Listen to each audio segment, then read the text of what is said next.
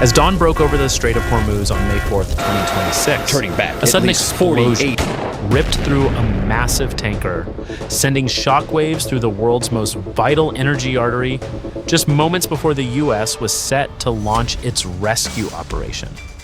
No one claimed responsibility, marking the start of an undeclared gray zone war, where 20,000 seafarers are paralyzed and 20% of global energy is effectively held hostage.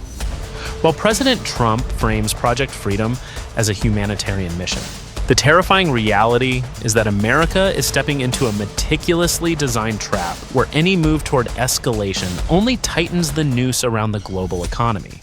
This isn't just a naval standoff, it is the weaponization of fear, a high-stakes game, where the rules were pre-written to ensure that the true frontline isn't on the high seas, but at the skyrocketing price display of your local gas station. The first place the world will feel this crisis is not on a military map. It is on the price boards of gas stations, shipping terminals, grocery stores, and factories across every major economy. Because the tanker hit near Hormuz is not an isolated maritime incident. It is the first visible crack in a system built on movement. Oil moves, ships move, insurance moves, markets move, and then the cost of living moves.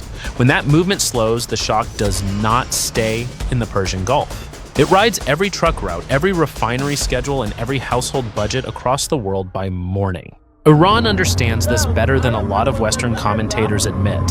Tehran does not need a carrier battle group to threaten the world economy. It needs doubt. It needs captains asking whether the next radio warning is real. It needs insurers asking whether one more voyage is worth the exposure. It needs traders in Houston and London pricing danger before the next barrel even leaves port. That is how fear becomes a weapon. No banner, no formal blockade, no clean battlefield. Just enough uncertainty to make commerce hesitate, and when commerce hesitates at Hormuz, the world starts paying for it. The attack with no signature is not a detail, it is the design. If someone openly claims responsibility, Washington receives a clearer target and a cleaner response. But when nobody claims it, every American decision becomes heavier. Strike back, and the United States risks being accused of escalation. Hold back, and the signal to shipping firms is brutal, you are on your own. That is the trap hidden inside the silence. Iran can deny the hand while benefiting from the effect. It can squeeze the route without formally closing it. It can make the strait functionally dangerous, not officially shut. This is why gray zone warfare is so hard to answer. It does not look like the old wars Americans were taught to recognize. There is no beach landing, no enemy column crossing a border on television, no single moment where the president can point to a map and say there, that is where it began. Instead, the battlefield forms inside behavior. Ships slow down, crews wait at anchor, food and water run low. Families across South and Southeast Asia keep refreshing messages from sailors trapped at sea. Meanwhile, oil traders turn nervousness into numbers on screens before breakfast in America. Project Freedom enters this environment not as a clean rescue mission, but as a challenge to the whole pressure system. A guided missile destroyer beside a commercial tanker says movement will be protected by force if necessary. That message is powerful, and power always draws a reaction. Every small Iranian boat becomes a possible trigger. Every drone becomes a compressed decision. Every radar contact becomes a question asked in seconds, not minutes. This is the danger of a narrow waterway. There's no empty space for mistakes to cool down. In Hormuz, a misunderstanding can travel faster than a diplomat warning. For Washington, standing still is not neutral either. If America does nothing, the cost moves home. Gas prices rise, freight costs climb, political pressure builds. A president facing angry drivers and nervous markets cannot simply tell voters that the problem is complicated. That is why Iran's strategy is sharp. It turns American strength into exposure. The Navy can enter the strait, but once it does, every escorted ship becomes a promise. And every promise must be defended. Tehran does not have to sink a fleet. It only has to create the conditions where American credibility is constantly tested under pressure. So the war has already started, even if nobody wants to name it. It started when certainty disappeared. It started when a tanker was hit. Nobody claimed it. And the world still reacted as if the rules had changed. Hormuz is not being strangled by one dramatic order. It is being strangled by hesitation, calculation, and fear. That is what connects the tanker Project Freedom and the global price shock. They are not separate stories. They are one chain. And once fear starts setting the price of movement, the next phase comes fast because nobody can afford to stand still anymore. Project Freedom enters Hormuz like a rescue mission, but rescue missions do not arrive with guided missile destroyers, drones, more than 100 aircraft, and 15,000 service members unless the situation has already crossed into military logic. Washington says the goal is to guide stranded ships out and protect innocent crews running short of food, water, and patience. That is the public frame. The strategic frame is harder. America is putting steel around commerce and telling the world that movement through this choke point will no longer depend on Iranian permission or fear. That is not neutral, it is power. The moment an American warship escorts a tanker, the tanker stops being only commercial cargo. It becomes a protected promise. If a fast boat races toward it, commanders must decide whether that boat is a warning, a probe, or the first step toward an attack. If a drone appears overhead, seconds matter more than statements. If radar paints something moving strangely, hesitation can kill. An overreaction can ignite the region. This is why escort duty is never just protection. It transfers risk from private ships to American credibility, and credibility is expensive to defend under fire in Hormuz daily. Iran knows this math. Tehran does not need to defeat the United States Navy ship for ship. It only needs to create encounters that force Washington into ugly choices. Let the mission pass and Iran loses leverage over the strait. Harass the mission and oil markets shake again. Trigger one confused exchange and the humanitarian label starts looking like the opening chapter of a naval war. That is the trap. Project Freedom is designed to break fear, but every mile it moves deeper into Hormuz gives fear another stage to perform on for cameras, markets, and enemies watching. This is why Iran may not want a total closure anymore. A completely closed strait gives Washington a simple story and a cleaner coalition. An unstable strait gives Tehran something better leverage without full responsibility. Ships are trapped, but not all destroyed. Crews suffer, but the crisis stays below the threshold of open war. Oil rises, but not enough to unite every hesitant government behind immediate force. That gray middle is where Iran can breathe. It can sell itself as defending sovereignty while painting America as the intruder, bringing destroyers into a ceasefire zone already primed to explode. For Trump, the pressure runs in the opposite direction. He cannot tell hundreds of stranded ships and 20,000 seafarers to wait while negotiators argue over wording. He cannot let allies and neutral states believe America watches a choke point get extorted. He cannot let gasoline prices climb while opponents call him weak. So he moves. But strength creates exposure. The more visible the American shield becomes, the more valuable it becomes for Iran to test that shield. A mission launched to restore confidence can become the place where confidence is put on trial before the world and America's voters together. The military problem is geography. Hormuz is narrow, crowded, and electrically tense. Large warships bring power, but small boats bring uncertainty. Aircraft bring reach, but drones compress reaction time. Rules of engagement can be written in Washington, but they are executed by tired crews watching screens at night. A single nervous signal can become a shot. A shot can become retaliation. Retaliation can become policy before leaders fully understand what happened. That is the nightmare inside Project Freedom.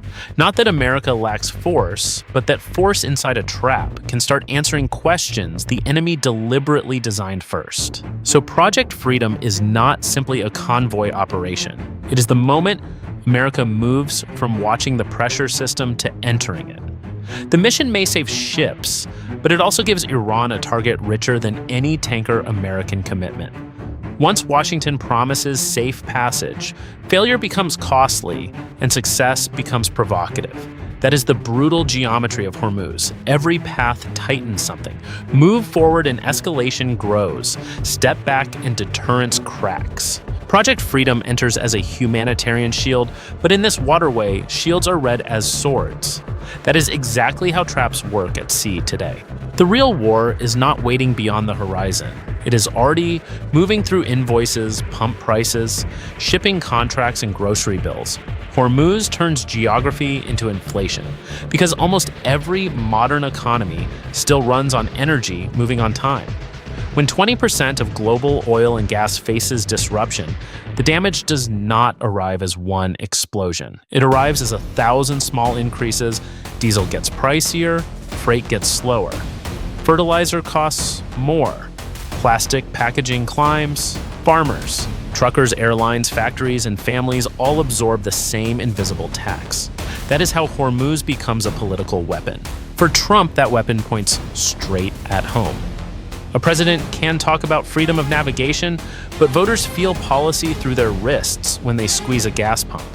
If the price jumps by $1 per gallon, a family with 2 vehicles can lose more than $100 a month before groceries even enter the conversation. Add freight costs, heating bills, airline tickets, and farm inputs, and the crisis stops sounding foreign. It becomes personal. That pressure explains why Washington moves quickly. Military urgency often begins when economics bleed into everyday life at the kitchen table. Iran reads that pressure and builds strategy around it. Tehran does not need American voters to support Iran. It only needs them frustrated, tired, and angry at the cost of stability. That is the mirror strategy. Washington squeezes Iranian oil revenue through sanctions and blockade pressure. Tehran squeezes the shipping lane that keeps energy moving. One side targets cash flow, the other targets circulation. Both are attacking the arteries of the modern economy. Missiles matter, but money decides endurance. If oil storage fills inside Iran while gas prices rise abroad, both governments feel pain, and pain drives decisions under pressure. That makes Hormuz more dangerous than a normal battlefield. A battlefield has front lines. An economic battlefield has consumers' elections, banks, tankers, ports, and factories all tied into one nervous system. A delay at anchor becomes a refinery schedule problem. A refinery schedule problem becomes a trucking cost problem. A trucking cost problem becomes a grocery price problem. By the time a family notices, the original spark is buried under layers of bills. This is how strategic pressure becomes invisible. Nobody hears artillery at home, but everyone feels the cost of shells fired far away through every receipt they receive. The election calendar sharpens the blade. Leaders can tolerate crises when voters do not feel them. They cannot ignore a price shock that appears before midterm ballots. Every extra dollar at the pump becomes opposition material. Every delayed shipment becomes a graphic. Every nervous market day becomes a question about control. Trump wants to project strength, but strength under pressure can become an obligation. If he restores movement, he looks decisive. If the mission sparks conflict, opponents call it reckless. If he hesitates, they call it weakness. Iran does not need to win that debate. It only needs to poison it. The smartest part of Tehran's pressure campaign is that it forces America to spend certainty faster than Iran spends resources. Warships burn fuel, aircraft fly patrols, crews rotate, insurance markets demand reassurance. Allies ask for guarantees. Neutral countries ask for rescue. Each promise adds another weight to the American side of the scale. Iran can use small boats, vague threats, and denied incidents to keep the whole system tense. That imbalance is the point. The United States brings unmatched power. Iran brings friction.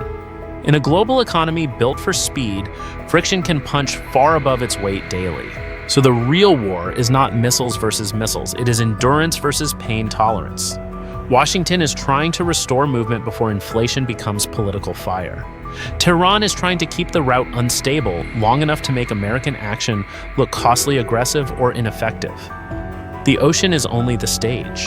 The audience is every consumer, voter, trader, and leader watching prices move. That is why Hormuz matters beyond oil. It tests who can absorb pressure longer. And if fear keeps setting the cost of movement, the next escalation will not begin at sea. It will begin in the economy. In the end, Hormuz is not just a strait, it is a test of who controls motion in a world that cannot afford to stop. One tanker is hit, hundreds of ships freeze, 20,000 seafarers wait in steel boxes under a sky full of risk. And suddenly, a narrow stretch of water becomes powerful enough to shake oil markets, Political calendars, military plans, and the daily budgets of families who may never find Hormuz on a map. That is the hard truth behind Project Freedom. It may begin as a humanitarian mission, but it cannot remain only humanitarian once warships enter the frame. A destroyer beside a tanker changes the meaning of the tanker. A safe passage guarantee changes the meaning of every patrol boat, every drone, every radar contact, and every radio warning. The mission is no longer just about rescuing ships. It is about whether the United States can still force open the arteries of global commerce when a regional power decides to weaponize fear. Iran is not trying to win the old kind of war. It is trying to make the cost of order unbearable, slow the ships, raise the insurance, shake the markets, push prices higher. Force Washington to choose between looking weak and looking reckless. That is the trap. Not one massive strike, not one clean battlefield, just pressure applied to the exact place where military power, energy, security, and domestic politics meet. And that is why this crisis matters far beyond the Gulf. The next world-shaping conflict may not begin with a formal declaration. It may begin with a tanker, hit by unknown projectiles, a president forced to respond, and a market that moves faster than diplomacy. It may begin in silence, then arrive in the form of higher fuel prices, broken shipping schedules, and leaders making decisions with less time than they need. Project Freedom now stands at the edge of that reality. If it succeeds, America restores confidence. If it fails, fear becomes the new toll collector of Hormuz. And if one nervous commander, one fast boat, or one drone turns a warning into a shot, the world may discover how thin the line has become.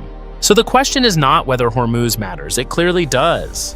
The question is whether America is breaking Iran's trap or walking deeper into it. Drop your thoughts below and follow for the next breakdown before the next move changes the whole board.